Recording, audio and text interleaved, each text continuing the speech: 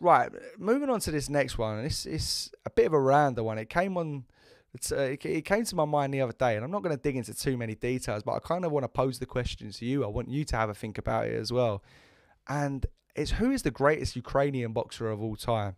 Now, I was watching a little bit of Vasily Lomachenko preparing for George Kambosos, his next fight, and I was thinking, man, like, there's been a real boom of top dominant Ukrainian fighters in the last couple of decades or so. And I couldn't put my finger on who I would put as the greatest Ukrainian boxer ever. Now, it's obviously hard because there are a few that are still active. You got guys like Vosdik, who I don't think would make the cut, but obviously the two standouts that are currently active are Usyk and Lomachenko. And of course the Klitschkos. I think those four would be your standouts. Now, I was just trying to think who I would say would be the greatest. I think they all have their own claim. I think the man with the weakest claim might actually be the most formidable, and that's Vitali Klitschko, because his reign and his resume is probably the weakest of the lot. And he had a few years where he retired and then came back to the ring. But I think Vitali was as tough as they come. I believe, off the top of my head, maybe the only, if not one of the only heavyweight champions to have never been dropped. Iron-chinned, awkward. The great fight against Lennox, which he ultimately lost. But as I say, I think his resume is too thin. He has those good wins against Samuel Peter, Corey Sanders, obviously the great fight against Lennox Lewis, amongst other good wins.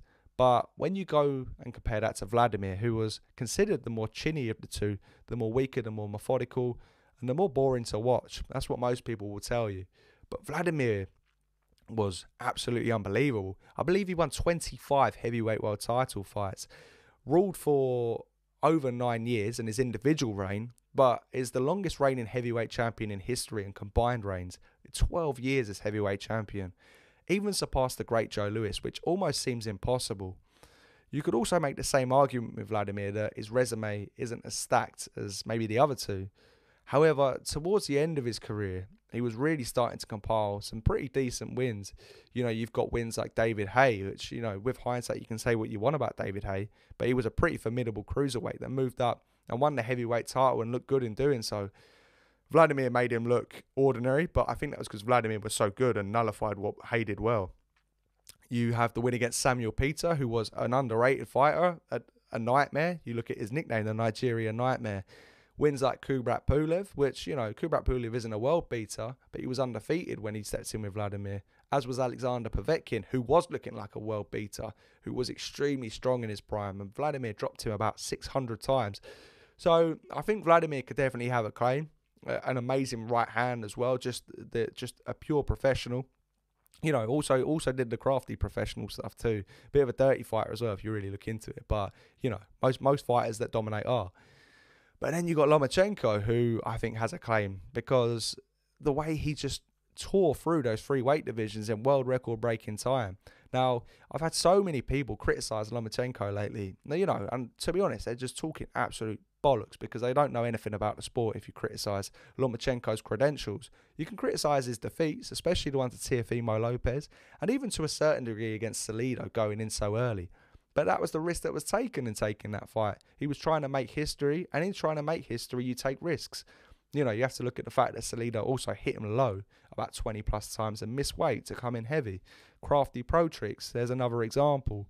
But, you know, that to go and fight Salido in your second pro fight and then Gary Russell in your third and beat him for the title, to have, I believe, 16 world title fights across 20 fights, your first 20 fights, is unbelievable. To make top fighters like Nicholas Walkers, who had just sparked Nonito Donaire, to make him quit. Guillermo Rigondeaux, who is one of the greatest amateurs of all time, who was so heavily avoided as a pro, such a phenomenal skilled fighter. He was moving up 2 divisions, but to make guys like that quit, it's special. You know, guys like Rocky Martinez, solid fighters. Anthony Crolla, a solid fighter. You know, there's multiple guys like that. He just dominated. Pedraza too. And then to go back and forth with Jorge Linares in a classic. And what's worth noting as well is this was all in record time. He was the fastest world champion ever, the joint fastest 2-division champion ever, and the fastest 3-division champion ever. And personally, I feel like he beat Devin Haney. I feel like it's a close fight. Don't get me wrong. I feel like you can give Haney the victory, but if, in my opinion, I feel like Lomachenko have done enough to win. And to give the undisputed top pound for pound star Devin Haney such a tough fight when you're past your best and you're small for the weight, it's just phenomenal. So I feel like he could definitely have a claim to being the greatest Ukrainian ever. But then you got Usyk as well, who his his undisputed run at cruiserweight was just phenomenal. It was really unbelievable. Beating guys like Bradis, who was a real handful, Gassiev, who was literally like knocking people into the side of the ring. Even guys like Marco Huck, who had dominated that division for years. Tony Bellew, who was a solid world champion. There are others as well. Christoph Glowaski. I don't know if that's how you pronounce his name, but his run at cruiserweight was brilliant. And then to move up and beat Anthony Joshua back to back for the titles after beating Derek Chisora, who's a decent fighter, a good step up to get to heavyweight, is pretty impressive. So I would say those 4 guys are in the running, and I can't really split who I think would be the greatest. I think right now, you'd probably say Vladimir Klitschko with how dominant he was. So to have a heavyweight championship reign combined longer than Joe Louis is absolutely phenomenal. But I do think it all depends on the next couple of years for Lomachenko and Usyk, especially Usyk, who's in that massive heavyweight division and in the biggest fights in the world right now. But who do you think is the greatest Ukrainian fighter of all time? Let me know in the comments. Have a little think about it and let me know.